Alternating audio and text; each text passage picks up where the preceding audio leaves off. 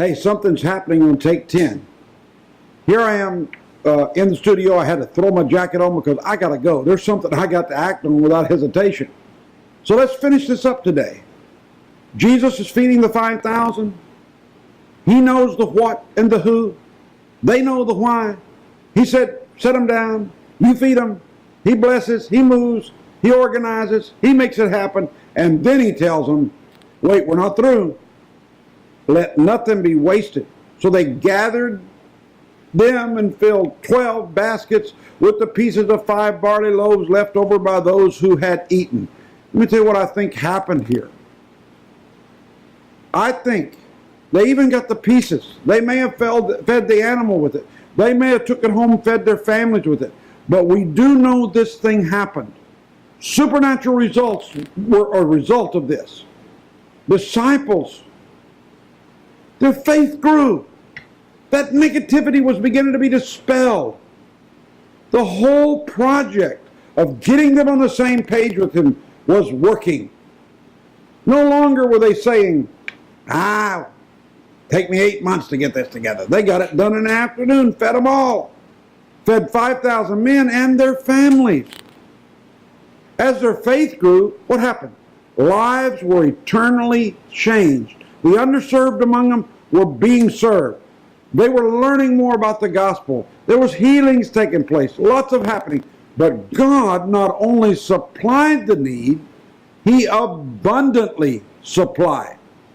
The blessings began to overflow to others. What is in your hands? The power of one person making a difference.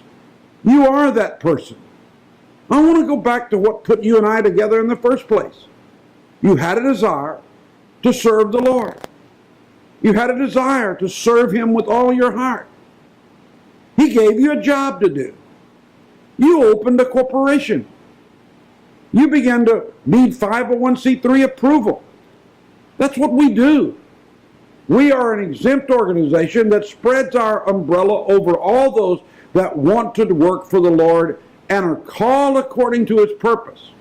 But we still know that it's not us collectively. You see, some organizations and some group think that that it's the organization that's the deal. I hear them saying, our church, our group, our this. Listen, it's not mine, it's yours. The power of one person making a difference. You are that person. All I want to do is help you learn to act without hesitation. I want to give you some ministry tools in your toolbox. I want to see you in your back office. I want to see you working among all things. We're coming out with some things right now that's going to help all of you have a worldwide domination to be able to make yourself go with very little money, and you be able to have a worldwide influence and be able to strengthen your hand and the hand of those around you.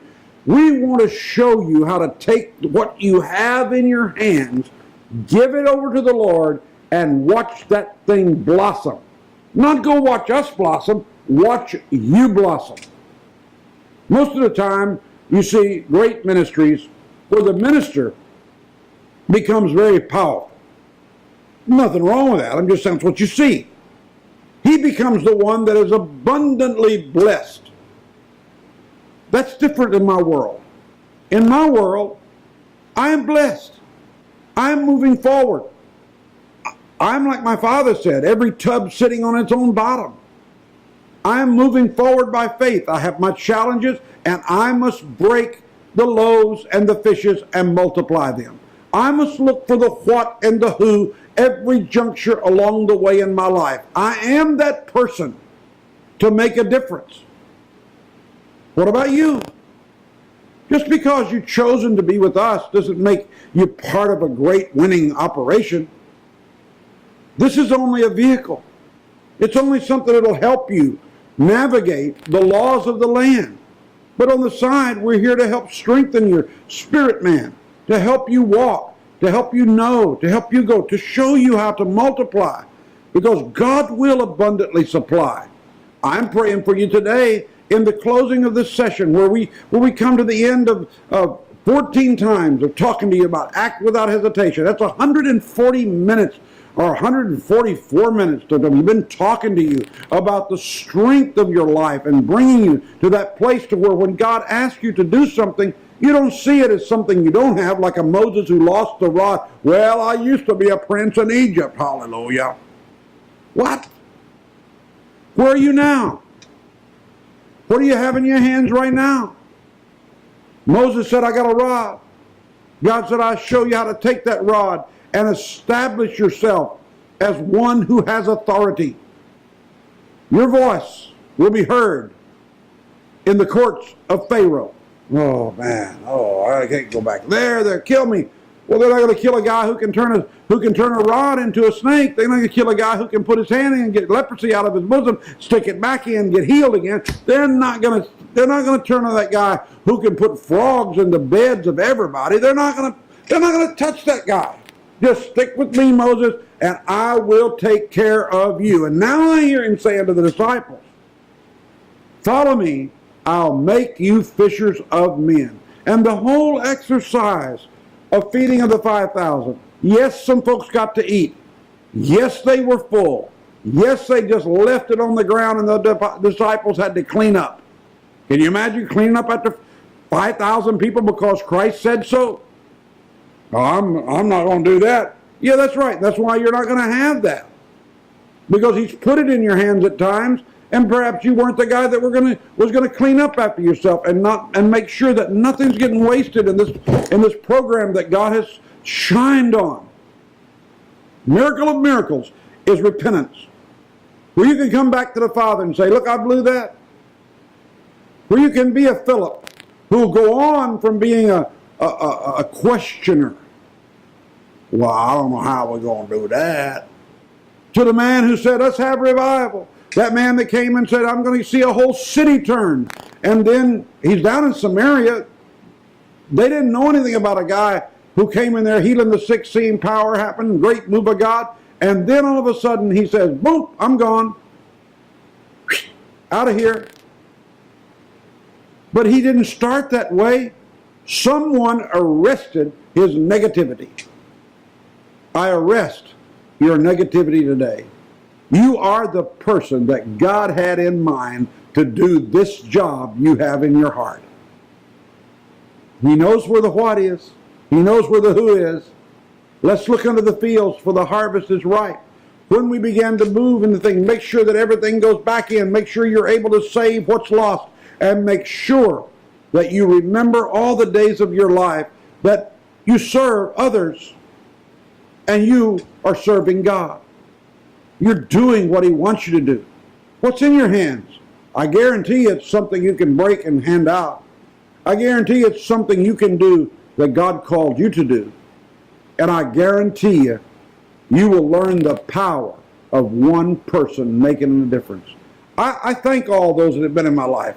I could just have easily have given you maybe 50 or 60 different men that have been very strong to me in my life, including Dr. Rex, including Bishop Charles, including Bishop John Stanley. I can tell you some detractors, some people that were very mean to me and very strong to me and tried to kill me. Strong people, people in the earth who threatened me that if I used the ministry that I had, they would sue me because that was their ministry. Oh, man, I didn't, what are you going to do it? And the same day, God made a way for me to go right on in another ministry. Can you imagine? That person I even thank God for. You know why? He made me stronger.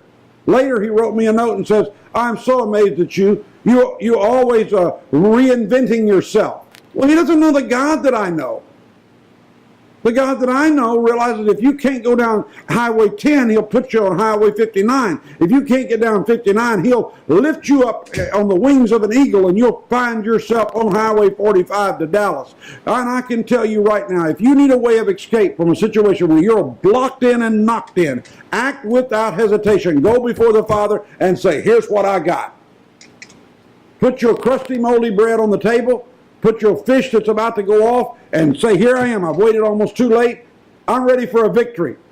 My eyes are up, Father. I'm looking unto the harvest. Where's it at? Sharpen my eyes. Help me. Get me some glasses that are filled with faith. I break the negativity and the glory is going to be within me. Now, I command within myself that at the right time, I act without hesitation. Why don't you go ahead and take that step of faith with me? I can't do it for you, but you can learn to act without hesitation. Remember, I did a series on the high cost of doing nothing. You got to go get that and make sure that your take 10 moments become power moments that you move forward. Shift gears. Let's go. Life is ahead of you. I'll see you next time on Take 10.